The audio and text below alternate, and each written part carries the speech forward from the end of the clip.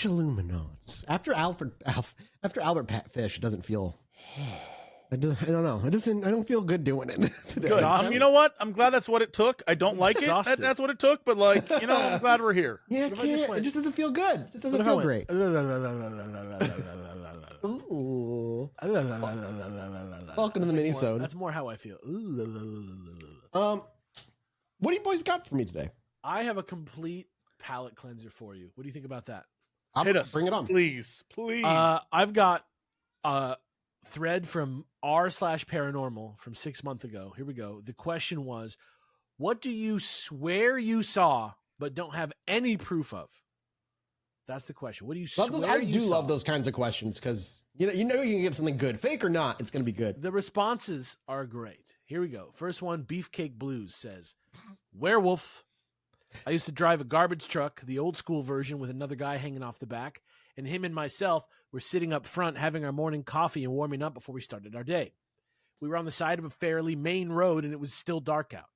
About 50 yards in front of us, I see what I could only describe as the biggest friggin' dog I've ever seen appear, run under a streetlight, and disappear as it ran across the street. When I say big, I mean absurdly big, like it would probably come up to a standing adult's chest. So, of course, I say to my companion, holy crap, look at that huge frickin' dog. Across the street, directly from the streetlight that the monster dog emerged from was the entrance to a condo complex with another streetlight. Additionally, we noticed that if the giant canine stayed on its path, we would see it again when we got to said streetlight. So, of course, we're both staring intently at the condo entrance breathlessly, and when it broke into the light, no dog, it was a naked dude. And this is the dead of winter in New England. And I probably would have just written it off as mistaken identity or trick of the light, except for the fact that my coworker waits a beat and without taking his eyes off the condo entrance says, don't ever tell anyone we just saw that. They'll say we were getting high at work or something. And I never did tell anyone ever. I don't know about Bigfoot or Mothman or anything, but I'm pretty sure that werewolves are real. Fuck. That would be horrifying. I love that. That's good. That's, yeah. I'm on the same page as you. I'll let you continue, but I love the idea of it's an unexplained, just dude. Right? Yeah. You don't know if it's a werewolf. It's just like a dude showed up. They saw even that's creepy. They saw something, and then what popped out was a naked dude. Yeah, but even that's weird. You're not the only one who knows what they were talking about, because also wait, another user replied to that comment and said, I believe you. I saw something similar during the pandemic, 2020 or 2021. One day, I was driving on the res, and I saw a naked man 50 yards from the road. I must have startled him because he jumped into a bush and a coyote ran out from the other side. The coyote dashed up a wash, and it kept looking at me while it ran away. Pretty good. Yeah, it's weird. I got a couple more responses that I thought were pretty good. First one is from Glue Zombie, who says, when I was 4 years old, I was staying in a provincial town in the Philippines with my mom. I would bathe with a tub of water that we would refill whenever we got the chance, as there was no running water.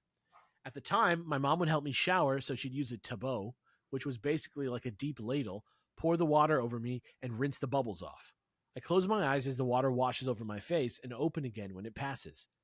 This happens a few times until I opened my eyes and saw something suspended in the top corner of the bathroom staring at me. No, hate that. It was a bit contorted, human-like, naked, and looked kind of smiley. But I remember feeling dreadful, sad, and scared, and immediately told my mom, and she continued to rinse me. By the time I finished my sentence and the water washed over me again, it was gone. My mom comforted me and told me everything was okay. Years later, 20-something living in the States, I recall what I saw to her, and she believed me because apparently she has seen it too. She even said she remembers the moment when I told her in the bathroom because she felt it, but went about normally as to not scare me further. No proof otherwise, but I know what I saw was real, especially how it made me feel. Hate the fuck out of that. That would be the worst ever. Yeah. Contorted, somewhat smiley. Ugh. These are the stories that make me feel weird, though, because anytime there's like a cinematic element to the story like this, like there's like a Hitchcockian element of like the water being like a peekaboo situation. It's like staged in a way that's interesting. And you get swept up in the drama of it, and you feel like you live it when you read it, which is good, right? It's good writing. But because it's so cinematic, that's what makes it hard for me to believe these stories. Not that I don't necessarily believe this. I don't have any way of saying whether this is true or false, but this is one of those perfect stories like that where I'm like, this is so perfectly staged, so perfectly like written and explained to you in a way that it almost makes it feel fake. Yeah. Last one, Cerulean Flytrap wrote this one. When I was 4 years old, I was playing in our full acre yard in Omaha. I saw something on the other side of the wire fence in the backyard. This thing was sitting next to a bush, but I couldn't make sense of what I was seeing. It shifted between looking like a brown rabbit. The neighbors had a rabbit hutch against the fence as well, but about 10 feet away, and a fairly short, skinny, brown, hairy humanoid creature. And somehow, both forms at the same time. It's still difficult to put into words the way this thing kept changing shape in front of my eyes. It didn't make sense then and still doesn't now. Me, being too curious for my own good, walked over to go check it out closer. As I got to the fence, it turned to look at me, and quicker than my mind could register, it grabbed me leg and started pulling me through the fence. All I remember clearly about the face is bright yellow eyes, a very dark complexion, and an angry expression. I don't remember anything after that. My parents found me unconscious, lying with the top of my back, head, and shoulders on the ground. My lower back and hips were up in the air because one leg was pulled through the wire grid of the fence at a height and angle I could never have managed to get it in myself. Even the scrapes on my legs showed that I was pulled. Because of this, and my dad having experiences of his own with shadow people and other things, they actually believed me. I was just told that my family sometimes experiences weird things and not to tell anyone else because other people don't understand. Shrug emoji. Love it. Those are, I like those stories half too. Rabbit. You ever seen something like that? No. Did I ever tell the story on here about the creature that I saw that like paralyzed me in my car for like 45 minutes? Have I ever told you that? I know I've said it on Beard Wars, but I don't know if I've ever said it. Yeah, I'm trying to think. I remember the one where the power went out in your car or whatever. I used to do this thing where I'd like get really drunk, like right at the beginning of a party because I like wanted to be drunk, but I didn't want to be at the party that much because I wanted to like go sleep in my bed. So I get like wasted at the beginning of a party and then I'd like sober up for like 3 hours. And then I'd like, like once I was like totally back together, I would just like go home like early, get home at like 10 or something like that. And this one time I was doing that and I was, obviously like still kind of just like a little bit like sort of in that heightened state when you're at a party where you're kind of like being really social and you're like kind of buzzing around. And so when I came out into the quiet street, it was like really calm and really dark. And it really was like extra scary for that reason because it was like a big contrast. And then I got in my car and I kept looking up the street and I saw this like thing crouched on the fence. And it was like this, like, it looked like a Skeksis almost like from Dark Crystal. And it was like, I couldn't hear it or see it. I couldn't hear it, but it looked kind of like it was moving. And it was like on top of this fence. And I literally called my friend who was still in the house. And I was like, hey, like just come down here and my door's unlocked. Come get into the car next to me. Just come sit. And I was like, he was like, what's up? And I was like, look at this thing. Like, look at this. And I like turned my headlights like bright on and I tried to see. And it just looked like this like hunched like humanoid bird lizard creature on the fence. Like just kind of idling like a Mortal Kombat character, kind of moving. You know what I mean? Yeah. And I was just like, what the fuck is this? And then finally we like, after like 45 minutes of like just being like, so your friend saw it too then? 100%. We were both just like, what is that thing? And we were trying to decide what to do. After 45 minutes, I went up to look at it. And it was like a fucking, just like, it was like Ivy. God. I think I've heard this story before. I have but not. Like, That's new for me. Yeah, I've definitely heard that bit before. But like, fuck, like where my head was at before I went and experienced that it was Ivy for myself, I would have told the story for years. You know what I mean? Yeah, I can see how that happens. Yeah. I would have been like, remember the Birdman? Remember the Birdman dude that we both saw? I mean, I can see how that easily becomes a story. That's kind of wild. Well, I got some. Oh, yeah, go ahead. I want to keep us there. I have an entirely different thing, but I want to keep us on Paranormal Reddit for a sec. Yeah. Because I found this week and I was like, I got to show the guys. This video Hopefully this link works. This video, I don't know if we've seen this one before. It is a dude letting someone in to a building, but there's nobody there. We have gone through this one before. Right? It was a long time ago, though. Right, but it's like a fantastic video, very interesting. Yes. The thing I want to talk about, the thing that really interested me from it, though, was that there was a reply further down, and I just thought this was really interesting, and it's very similar to what Alex just did, where he just like read a thing. I just want to read this real quick, because I was like, gotta talk to the guys about this. This is from Weapon Y. This happened to me while working at a gas station in high school. Got called in the manager's office at the tail end of my triple shift because the manager was watching the security tapes and saw me having a full-on conversation with someone at the register that wasn't there. Both the door camera and the register camera saw nothing. The weirdest thing was I rang up transaction on the register for $4.65 at the time, according to the timestamp, and my till balanced perfectly. And then the best part, some guy asked, well, what did you talk about? What was the conversation about? The guy's like, school, skateboarding didn't strike me as weird at all. Huh. Whoa. And everyone just keeps asking him like questions about it. He's like, yeah, a guy was there. I talked to a dude.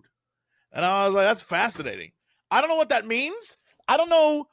In a way, I feel like it might have to do with a little bit of what my topic is today, but we'll get to it. Mathis, please go. No, maybe it's better to segue into you. It brings me to that theory. Every time something like this happens, it's like, what if everything is just like weird reality, just kind of warping, and we're interacting with things that are there, but maybe at a different time, and it's all fucking weird.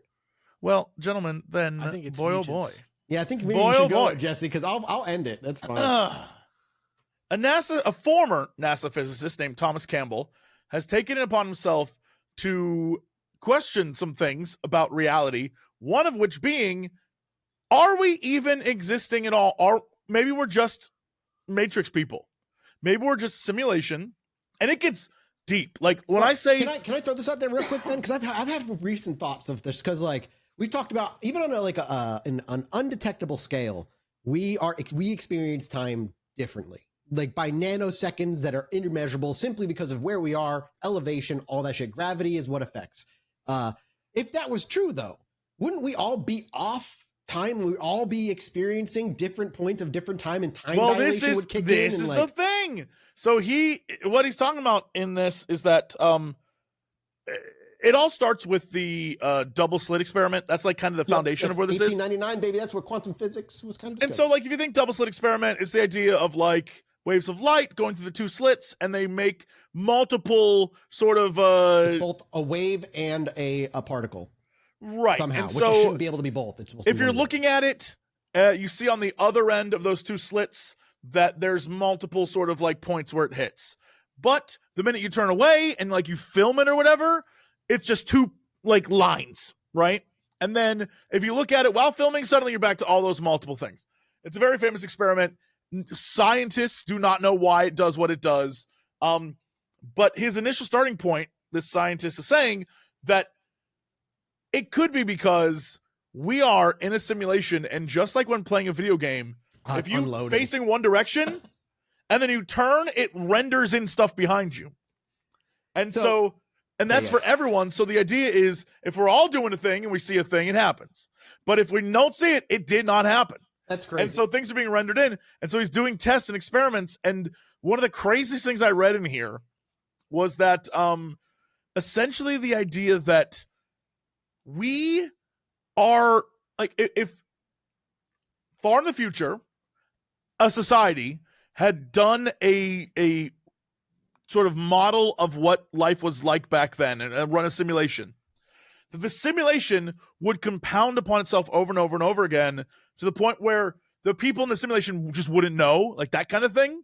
Yeah. And dude has gotten funding to conduct 5 different experiments to see, and is absolutely convinced. And the craziest part is you can go look at, I'll just link this to you. And if you want to put it out into the world, Mathis, by all means, literally 2017 paper, even though that's a Chrome extension that links to Adobe. It's an Adobe PDF.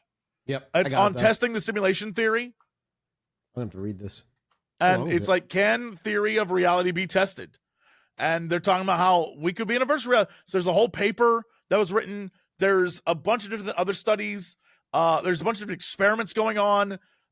There's a 2003 paper from Swedish philosopher Nick Bostrom, who is like, yo, are you living in a computer simulation? Like, that's another one. And they're just going down the list of, that is essentially, yeah, we are all like meeples. We're all Sims.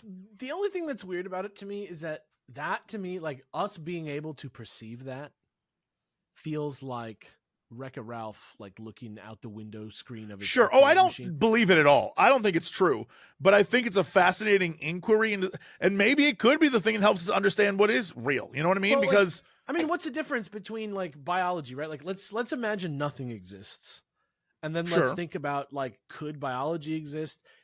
It's okay, well, like, we're cells, so what are those? Like, they're made up of these, and they're made up of these, and then there's like, okay, well, there's data, and that's made up of this, and that's made up of this, and this is an impulse in the brain, that's a thought, and that's made up of this, and that's made up of Right. this. Information is energy. They all are something. Yeah, they all are something. Yeah. Everything breaks down. And I if it's true, say like you observe and then it renders, would that go down to the quantum level of like, that's why quantum mechanics, it only measures when we observe it?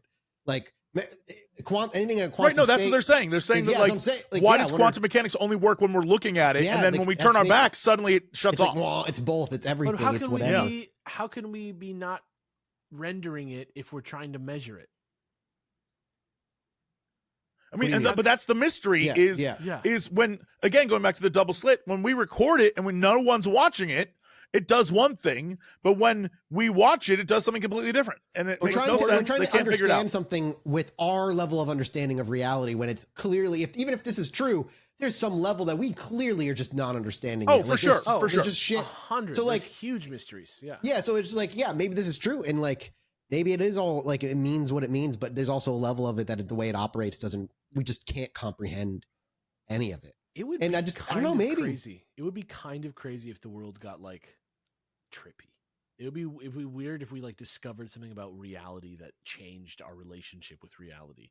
That's the thing, right? We keep discovering things about reality that change our understanding of reality and understand that it's way more wobbly and flux, but it's never at a point where it impacts us directly. The most it is like when an astronaut is in space and time changes a little bit differently for them. Like, that's the closest we can get. Sure. Is there sure. applied quantum physics? I guess like computing. I don't know. I don't think so. Is that really the they're same thing? I don't know. I don't know. It's not- is By the that way, for quantum those of you who are computing? really curious about the double slit experiment and you want to actually see some cool stuff, double slit experiment explained by the Royal Institution. Get on that. Solid video, 11 years old, 3.5 million views. This the paper simplest, like, heavily imagine just relies like on it. the simplest explanation. It's so good. So good. You should watch that well, I'm before gonna bring you read us- this paper. I'm going to bring us to Earth. 100%. I shared this with you boys a few days ago in the text message. Just want to talk about it because it's fucking cool. A few days ago, literally there was a discovery that shows that complex life on Earth may have actually began 1.5 billion years earlier than we understood it to. Yes. This was led by a team at Cardiff University, where they discovered evidence of a much earlier ecosystem in the Franceville Basin near Gabon on the Atlantic coast in Central Africa over 1.5 billion years earlier. Their study in Precambrian research describes an episode of unique underwater volcanic activity following the collision of two continents, which created a nutrient-rich, quote-unquote, laboratory for the earliest experiments in complex biological evolution. The paper is titled Hydrothermal Seawater Eutrophication Triggered Local Macrobiological Experiment in the 2100 Ma Parallels, a bunch of science words. Basically, they're just like, hey, in this small area, when these two continents came together, it hyper-oxygenized this part of the ocean. And in that time, simple life seemingly was becoming complex life, but it didn't last long enough. And eventually, outside the bubble, it just didn't happen. And it all kind of fell apart and it didn't get any further until as far as evidence shows, the second attempt of complex life happening, which then bubbled forth and produced animals and biological life as we understand it today through millions and millions of years of evolution and so on. And it's just fascinating because it means there was a point, even in a small section of an uninhabitable planet, where complex life was like, fuck it, we're doing this. Earth Like, B. Yeah. It just happens. And Jesse, you said it. It's like, almost like an egg making an attempt over and over until it eventually is able to like break free. It's like an If that's also true, ran. Yeah. Yeah, I wonder, like, is this evidence to point that life is more of a rule, as long as the conditions are correct for it, that life is more of a rule, that, like, even on Earth, we have evidence of complex life happening multiple times. I wonder if it's true. I guess when I was talking about the egg, my theory was that the planet being the egg, the idea of life will exist in an egg, right? Like it can, but unless the egg hatches, that whatever's in it dies, right? And so I was saying that, like, I fundamentally accept that there's been multiple waves of life on Earth and they keep dying out over and over and over again. And the only way to, like, get out is to hatch, which I mean, like, we got to leave Earth. As a species, if we want to live, we have to leave Earth, because eventually we'll get wiped out again. It's just going to happen. Yeah. Yep. But I wonder if our Earth, like Earth as we know today, all complex life gets wiped out by some horrifying event. Sure. I wonder if in 1 billion years it'll be fine and we'll see simple life. As a rule, eventually complex life happens again, and complex life then kind of seeds out. And I wonder if we just see a consistent cycle of like life until it eventually takes over the planet. We have sort of that version of things, like when they were talking about stuff on Mars.